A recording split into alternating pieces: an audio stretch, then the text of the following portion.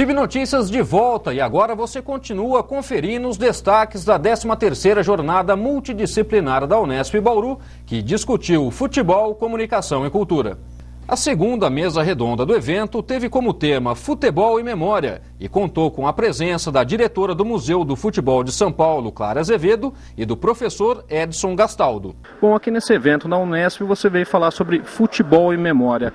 Qual que é a importância para o futebol, principalmente para os torcedores, ter essa memória preservada? Acho que é muito importante não só para os torcedores. Na verdade é importante porque o futebol é uma manifestação, enfim, uma prática muito presente no nosso cotidiano e que diz muito da nossa história recente, principalmente do século XX para cá, né? Do final do século XIX, durante o século XX até os dias de hoje. Sim. Eu considero o futebol uma janela privilegiada para pensar a sociedade. Então, ter um museu que traga essa reflexão, né, que preserve essa memória e traga essa discussão é muito importante. E é uma novidade, né? Existem muitos museus memoriais de clubes, mas não existia um museu que falasse do futebol. Olha, na verdade, a gente está só no começo, o museu foi inaugurado em 29 de setembro de 2008. Eu brinco que a gente ainda está engatinhando, né? Temos muitas ações. É um desafio porque, na verdade, a gente tem que agregar também os clubes, porque fazem parte dessa memória, mas não somente os clubes, né? Também esse futebol vivido no cotidiano, nos bares, na mesa de bar, batendo um papo, em casa, com o pai assistindo televisão, né? Como dar conta do futebol num sentido mais amplo, né? Como um fenômeno multifacetado que é. O projeto do museu foi desenvolvido com uma parceria público-privada, né? Então teve o maior investimento foi do governo do estado e da prefeitura da cidade de São Paulo, mas também teve recursos via lei de incentivo, Rouanet, com grandes patrocinadores, que foram gerenciados pela Fundação Roberto Marinho até a entrega do projeto. Agora, o equipamento é da Secretaria de Cultura do Estado de São Paulo, é gerido por uma organização social que recebe parte dos recursos da Secretaria e parte dos recursos são captados. Desde com, por exemplo, receitas de bilheteria, o ingresso é popular, mas mesmo assim a gente tem um volume grande de visitantes, receita de locação de espaços, até captação de recursos para exposições, a programação cultural e etc. Bom, o empresário ou a pessoa física pode declarar uma parte do imposto de renda para ajudar o museu ou vocês ainda não estão trabalhando com esse tipo de benefício? Com esse benefício direto, não. Na verdade, o empresário pode sim, desde que nós tenhamos projetos aprovados em lei de incentivo, como a Lei Rouanet, ou no caso de São Paulo também tem o PROAC, que é através do ICMS. Então, na verdade, a gente agora tem já alguns projetos aprovados, estamos em busca de patrocinadores. E alguns projetos bem bacanas. Tem projeto de exposição e tem projeto também que cobre o nosso programa de acessibilidade. O Museu do Futebol é um dos museus mais acessíveis do Brasil, porque ele é um museu novo, apesar de ocupar um edifício que é um patrimônio histórico, a gente teve a oportunidade de transformar esse edifício acessível, não só fisicamente, mas a própria fruição do conteúdo também foi trabalhada nesse sentido, para poder atender vários tipos de público. E a gente tem alguns projetos em andamento que precisam de financiamento e que estão aprovados via Lei Rouanet. Então, com certeza, os empresários que estiverem interessados, estamos com as portas abertas. Bom, para finalizar, o que você destacaria como indispensável, né, numa visita ao Museu do Futebol? Aquilo que não dá para deixar de ver? Ai, que pergunta difícil! Eu acho que o conjunto como todo é muito importante, né? O museu, eu acho que tem um discurso por trás, que é isso, como é possível pensar o Brasil a partir do futebol. Então, entender essa mensagem, não é nem uma mensagem, mas né, entrar nessa discussão e olhar para o museu a partir desse viés, acho importante. E tem coisa, acho que depende do gosto de cada um, mas tem coisas memoráveis, maravilhosas.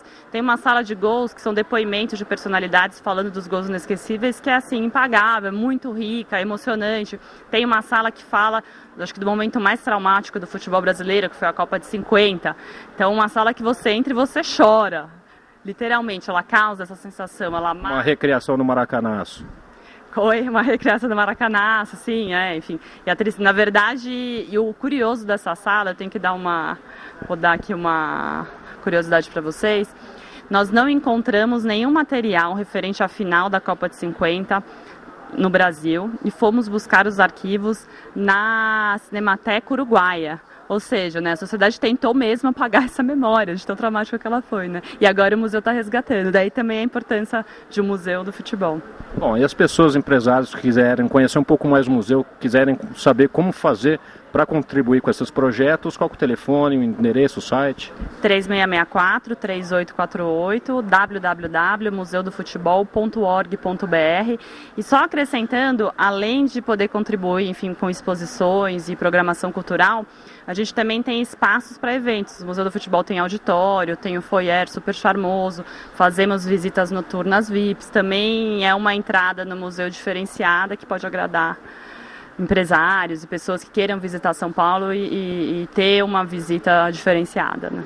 Bom, agora eu recebo aqui Edson Gastaldo, ele que é formado em comunicação, tem mestrado em antropologia, doutorado em multimeios, pós-doutorado em sociologia em Manchester, no Reino Unido, também outro pós-doutorado em antropologia pelo Museu Nacional, é professor universitário da Universidade Federal Rural do Rio de Janeiro, já escreveu alguns livros e vai aqui conversar com a gente também sobre futebol e memória. Bom, Edson, primeiramente, obrigado por receber a nossa equipe aqui nesse evento da Unesp. Eu gostaria de perguntar para você, futebol e memória, qual que é a relação entre essas duas coisas? Bom, um prazer estar aqui na Unesp de Bauru. Eu já conheci o campus da Unesp de Rio Claro, agora estou conhecendo aos pouquinhos um pouco mais dessa universidade, né? Futebol e memória tem uma relação fundamental no Brasil contemporâneo, né? Muito do que a gente, esse vínculo forte do Brasil e da identidade brasileira com o futebol vem de uma construção de memória, né? Dessa lembrança, por exemplo, da Copa do Mundo. A história do Brasil no século XX pode ser contada a partir da história das Copas do Mundo, né?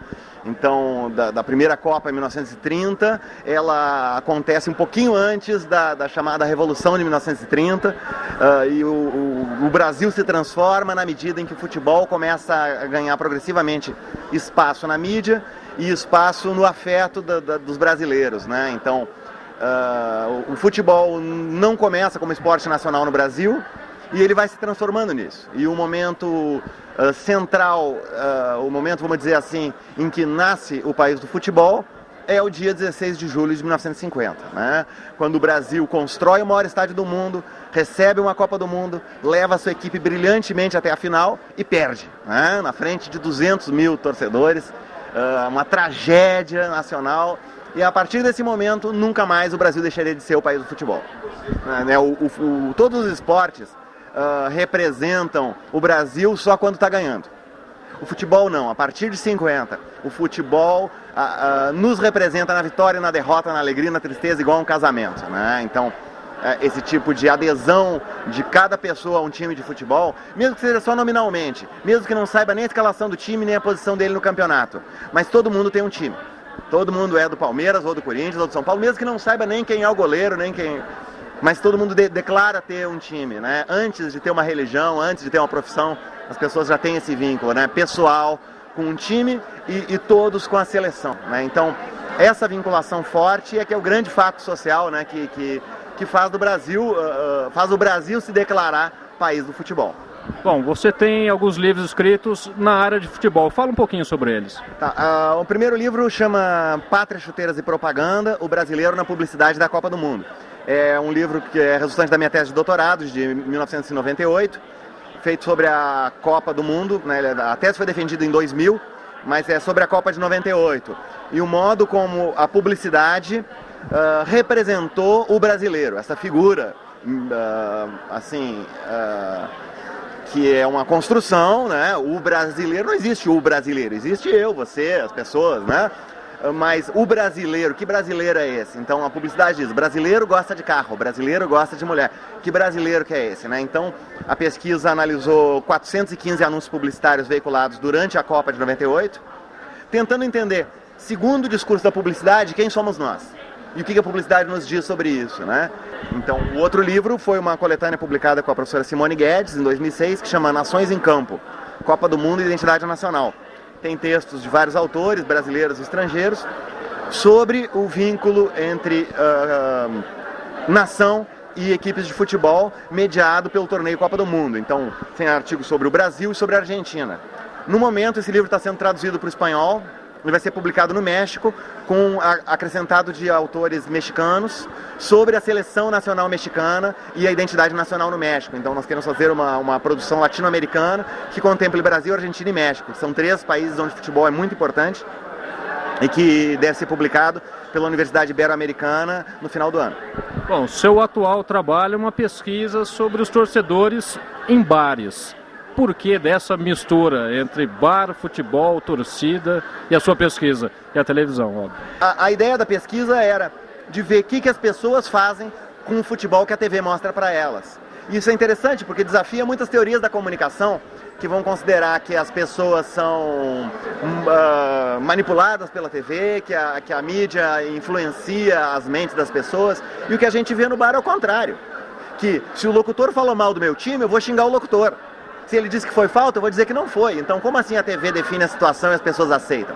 As pessoas contestam o tempo todo e só concordam com a transmissão da mídia quando ela está a favor do meu time, né? Além disso, as pessoas triangulam, trocam entre si, mediado pelo que aconteceu no jogo. Então, foi pênalti, R$10 como não faz. O cara assim, 20 como faz.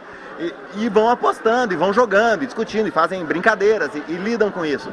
Um outro fenômeno interessante que acontece no bar, os bares que a gente pesquisou, né?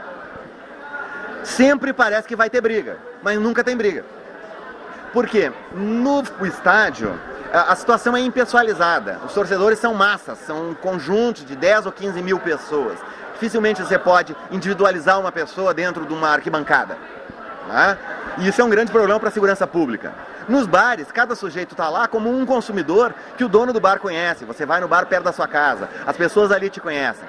Então, se você começar uma briga ali, domingo que vem tem jogo de novo, mas você não vai poder ir, né? Então, as pessoas têm um comprometimento maior com preservar o lugar do bar. Então, as pessoas discutem, se levantam, se ofendem, parece que vai brigar, mas senta aí, para com isso, vamos ver o jogo, né? Então, tem mecanismos interacionais na situação que regulam a violência.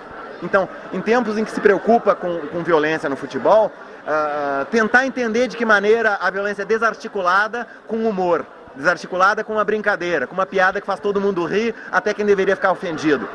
São maneiras de lidar com uma situação potencialmente violenta e que resultam muitas vezes em gargalhada, se resolve na brincadeira. Eu acho que isso aponta para um bom caminho para a gente lidar com essa suposta violência que seria inerente ao futebol. A pesquisa nos bares mostra que, claro que acontece brigas nos bares, a gente tem relatos disso, mas em 4 anos de pesquisa não teve nenhuma briga, ninguém foi de fato às vias de fato. E aqui termina a primeira parte